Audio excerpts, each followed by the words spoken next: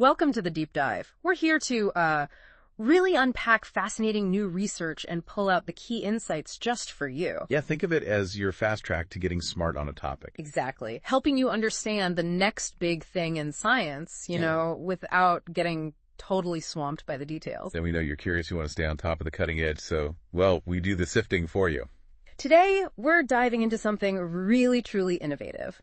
A whole new approach to scientific discovery.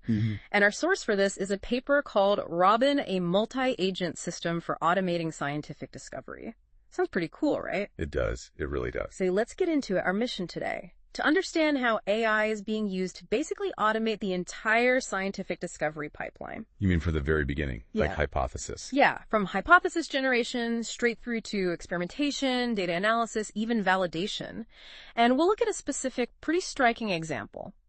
A potential new treatment for dry age-related macular degeneration, or DAMD, that this system helped uncover.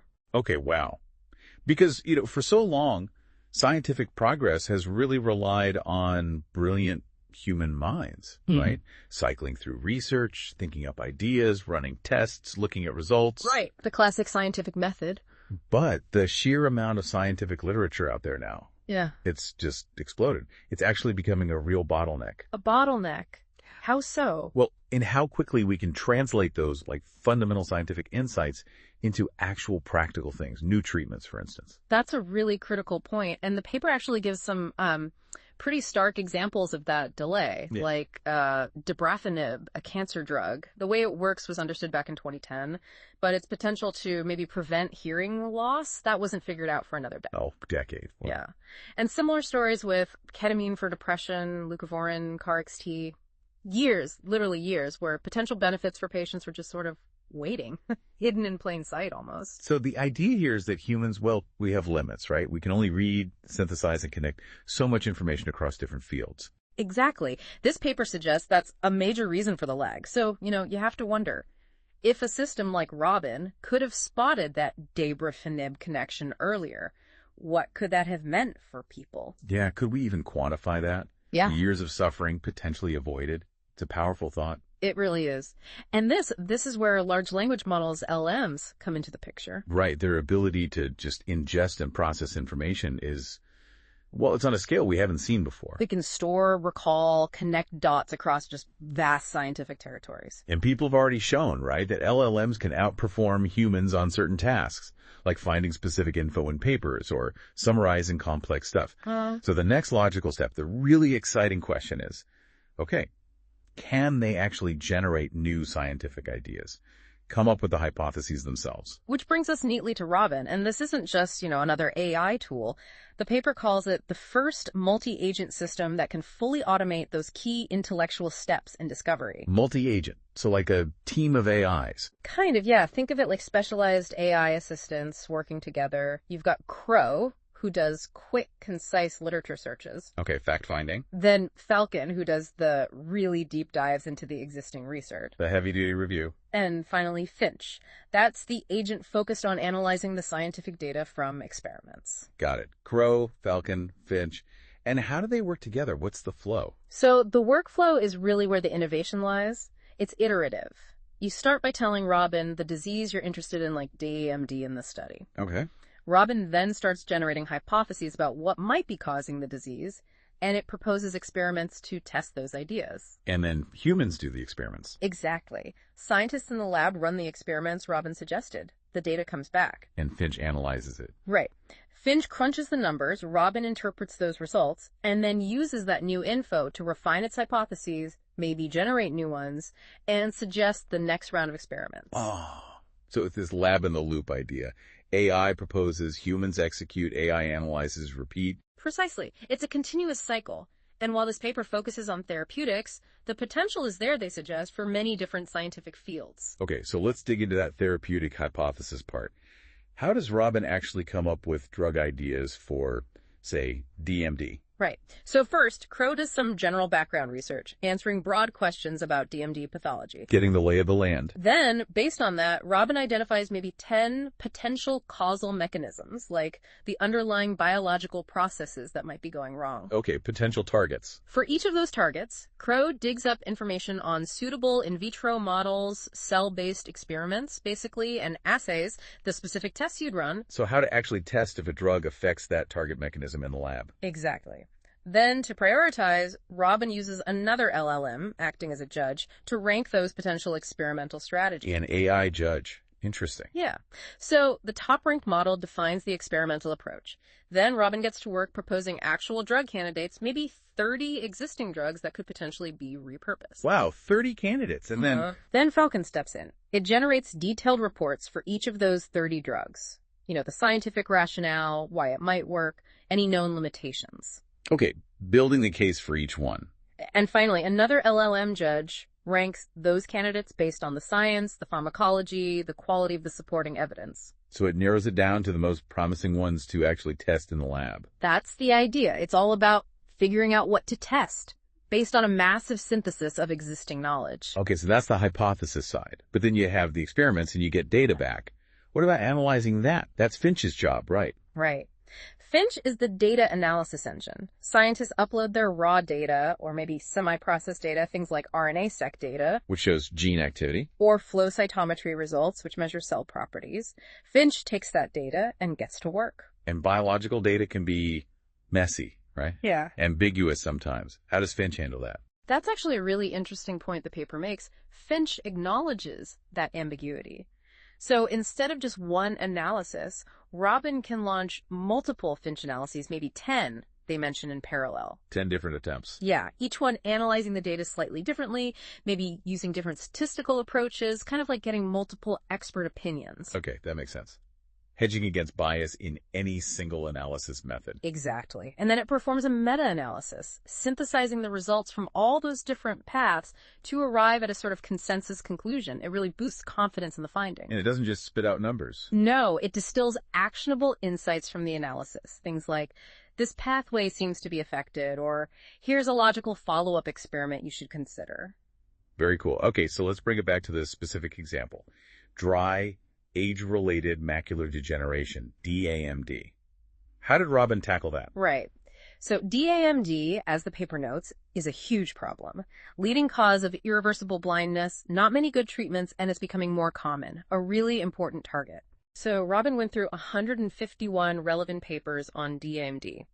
Based on that, it proposed 10 biologically plausible mechanisms to investigate. 10 potential angles. Yeah. And which one came out on top? After the LLM judge ranked them, the top mechanism was the idea of boosting phagocytosis. Phagocytosis. That's the cell-eating process, right? Clearing out debris. Exactly. Specifically, enhancing phagocytosis by the retinal pigment epithelium cells, the RPE cells in the back of the eye. They're like the housekeepers for the photoreceptors. Okay, so if they're not cleaning up properly, that could contribute to DMD. Makes sense.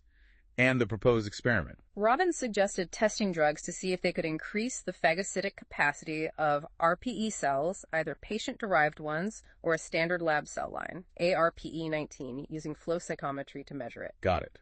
So find drugs that make these RPE cells better housekeepers. Pretty much. Crow then reviewed about 400 more papers, specifically on RPE phagocytosis and DMD drugs, and came up with 30 candidates. The 30 candidates again. Falcon read the reports, the LLM judge ranked them, and the top 5 were picked for lab testing. Those were Exendin-4, Fingolimod, MFGE8, Y27632, and a combination, 8-IFAR plus 2-TCA. Okay, the top 5 contenders. And what happened in the lab? Well, the scientists ran the assay using these fluorescent beads that the cells would eat and measured it with flow cytometry. They fed that data to Finch. And Finch found. Finch autonomously analyzed it and confirmed that one drug, Y27632, did significantly enhance RPE phagocytosis. And importantly, this matched up with some existing, though perhaps less prominent, literature findings. And so validation. The system picked a winner that actually worked in the lab, consistent with prior science. Yes, but it didn't stop there. Oh. Based on that result, Robin recommended the next step. do RNA sequencing on the RPE cells treated with Y27632. To see how it was working at the gene level. Exactly. Finch then performed the differential gene expression analysis, looking for genes turned up or down by the drug, volcano plots, the whole deal. Standard analysis, but done autonomously by Finch. Right. And again, using that multi-path consensus approach. And the results were quite revealing. What did they find? Well, it confirmed Y27632 affects the cell's structure, the actin filaments, which was kind of known. But Finch's analysis showed it also significantly changed gene expression related to cell structure, signaling pathways, even autophagy, the cell's recycling system. So deeper mechanisms than previously understood. Potentially, yeah. And one really notable finding was a big jump in the activity of the ABCA1 gene. ABCA1, what does that do? It makes a protein that's crucial for pumping lipids fats out of RPE cells, keeping them healthy. And lipid processing problems are definitely implicated in DMD. Think about related genes like ABCA4 or ApoE variants. Oh, okay. So Y27632 might be helping clear out lipids, which could be therapeutic for DMD. That's a novel connection found by the AI. It seems so. And this led to another iteration, another round of hypotheses testing 10 more drugs this time. Building on the Y27632 findings. Exactly. And this time, Finch's analysis flagged a real standout. Ripasudil. Yeah, it's another drug, a RNA-seq inhibitor like Y27632, but it's already approved for glaucoma treatment in Japan. Already approved, so it has a safety track record. Exactly. And Finch found that Ripasudil absolutely crushed Y27632 in the RPE phagocytosis assay. It increased it by 7.5-fold. 7.5 times. That's huge. It is. And because it's already used safely in the eye for glaucoma, it immediately becomes a really, really promising candidate for drug repurposing for DMD. Wow. That's actually quite amazing, finding an existing approved drug. And what's interesting is that RNA-seq inhibitors like this had been suggested for wet AMD before, but the paper states Robin is the first to propose it for dry AMD, specifically based on this phagocytosis mechanism it uncovered. And the basis for even testing Y27632 in the first place. Apparently just a single paper showing it helped phagocytosis in RPE cells that weren't working well, so Robin really dug that out. A needle in a haystack, potentially found by AI. Seems like it. So, stepping back, what are the bigger picture implications here? This feels significant. I think it is. The context is this kind of stagnation, or at least slowdown, in new drug approvals people talk about. The R&D pipeline challenge. And Robin seems to be the first system shown to automate both the hypothesis generation and the experimental data analysis parts of that pipeline. Linking the thinking and the analyzing stages with AI. Yeah, which, has the potential to seriously accelerate things, to speed up discovery. And not just for DMD, presumably. You mentioned it worked on other diseases. That's right. The paper includes supplementary figures showing hypotheses Robin generated for 10 other diseases, things like Alzheimer's, Parkinson's, certain cancers. It suggests broad applicability. Okay. But it's not perfect yet, right? What are the limitations they mention? Good point. They're upfront about that. Right now, Robin gives experimental outlines, but not like fully detailed, ready-to-go lab protocols. Needs some human translations. Yeah. And Finch's analysis, while autonomous, still benefits from some human guidance via prompt engineering. Fine-tuning the questions you ask the AI. Right.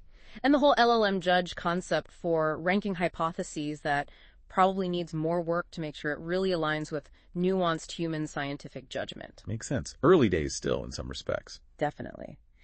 But even with those caveats, the core message is powerful, isn't it? This represents a genuinely new way to do science, AI-driven discovery. It really does. It could reshape therapeutic development, speed up our understanding of biology itself. It's pretty mind-blowing, really. An AI system, working largely autonomously, identifies and then helps validate a promising drug candidate, Ripasudil, for a major cause of blindness. Yeah, quite the achievement. And for you listening, hopefully you now have a much clearer picture of how AI is starting to really change the game in scientific research. It's not just science fiction anymore. Not at all. And it makes you wonder, doesn't it, what other connections are hiding out there between seemingly unrelated fields or existing drugs just waiting to be repurposed for new diseases. And how much faster can AI help us find those vital connections compared to traditional methods? It's a really provocative thought to leave you with. Definitely. And if this has piqued your interest, you can look up the actual Robin paper. Or just generally explore more about AI in drug discovery. Yeah. It's a super active and exciting field right now. Absolutely. Well, thanks for taking this deep dive with us today. Yeah, thanks for listening. Until next time, keep exploring.